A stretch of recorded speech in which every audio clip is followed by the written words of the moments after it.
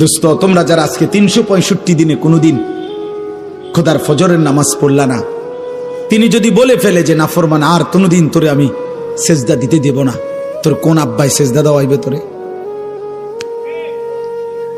এই নাফরমান,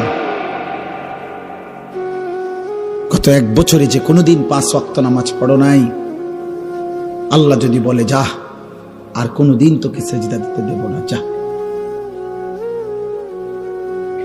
নূহ নবীরে বলছে যে আপনাকে না বললাম আপনি নবী, আপনি ভুল করছেন কেন? আপনাকে না বলছি এই নবী, তোমাকে না বলছি আমি আর কাউকে ঈমান দেব না, আবার বলছো কেন?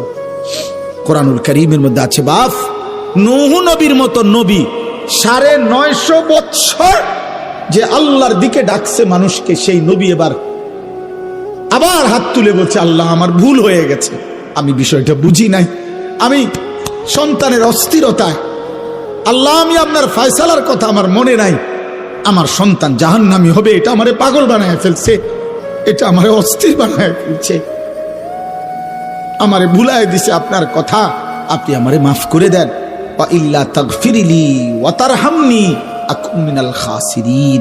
আয় করিম, আপনি যদি আমারে মাফ না করেন, দয়া না করেন, আমি নবী হয়েও ক্ষতিগ্রস্তদের অন্তর্ভুক্ত হয়ে যাব। চলো আব্বা, আমি শুধু একজন বক্তা, ওয়াজ করতে আসছি, এজন্য না, এই জন্য মনে করাইতে আসছি, ভোট চাইতে আসি নাই, ভোট চাইতে না, আখেরাত মনে করাইতে আসছি। এটা এই 3টা উদাহরণ দিলাম। নবী সাল্লাল্লাহু আলাইহি সাল্লামের হাত নামায় দিছে, ইব্রাহিমের হাত নামায় দিছে, নূহের হাত বলে না কেন? তার চাইতে দামি এখানে কে? এই সৃষ্টিতে কে? আগামীতে আসবে কে?